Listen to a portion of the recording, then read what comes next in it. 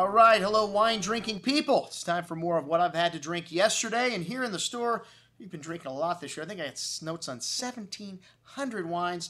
I'm never surprised to see, these new producers that walk in the door, new distributors, importers that have great wines. Like this next guy who's a French sommelier from New York City that sells Spanish wine now in South Florida.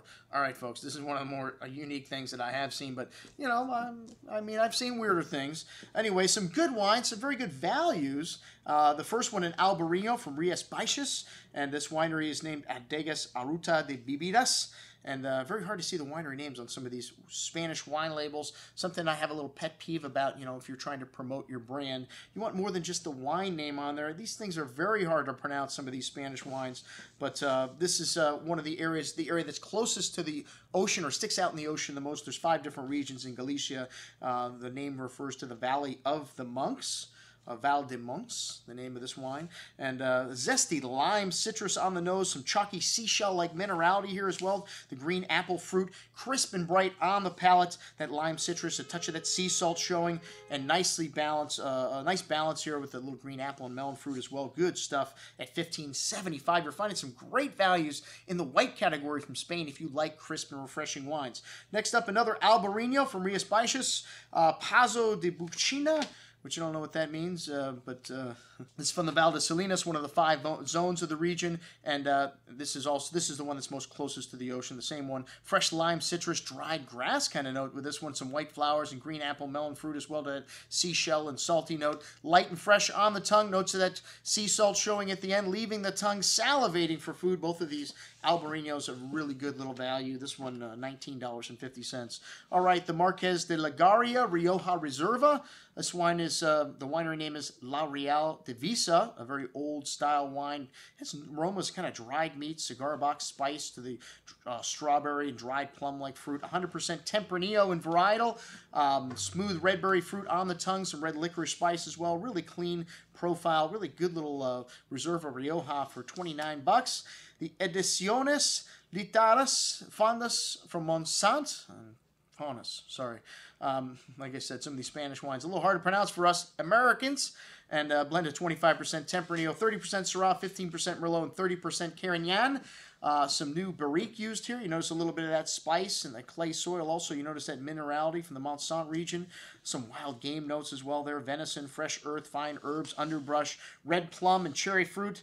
Like I said, some of that clay minerality showing in the bouquet. Smooth and silky on the tongue with a good amount of that dried floral and herb notes to the finish. Fine chalky tannins, as well as some of that animal there. Nice freshness there. Very good stuff for $23.25. A lot of good values coming out of Monsanto. And then the Pagos de los Capelanes Reserva, Ribera del Duero, Crianza, not Reservo. Sorry, let's try that again. Pago de los Capelanes. I'm not that bad at pronouncing Spanish wine. Sorry, Ribera del Duero Crianza. This is an outstanding vintage for the reason 2009, and really nice wine. 100% Tempranillo or Tinto Fino, 700 meters wide, 35 different plots go into this wine blended together.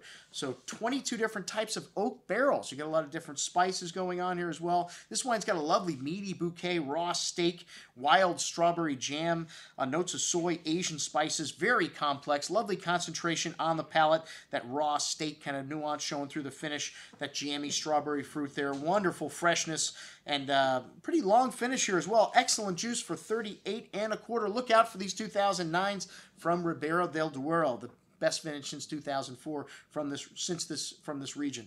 All right, Maruve Crianza from Toro. This is just to the south and to the west of Ribera del Duero. This winery was started in the 20s, one of the first in the region. Really ripe and jammy fruit here, dark cherry, dark plum, notes of brown spice, dark soy, and smoked meats. 100% Tinto de Toro, and good amount of dark berry and plum fruit on the tongue. Still with excellent freshness, though. This is a big wine, 14.5%, 15% alcohol, lovely depth of flavors, but still showing nice freshness and minerality on the finish. Very good stuff. For $16.50, you find a lot of value coming out of Toro today at the low end. All right, and then the Neruve Elite From Toro, Maruve, sorry, same winery. I don't know why I spelled it wrong here. We'll correct that. Maruve Elite. This is obviously a step up the Elite. New barrels showing here with 14 months, more international style, sweet cherry liqueur-like fruit on the nose with that sweet soy and brown spices. Really nice complexity showing here. Sweet tobacco, vanilla spice, a hint of coconut you're getting from that American oak there, and big and chewy on the tongue.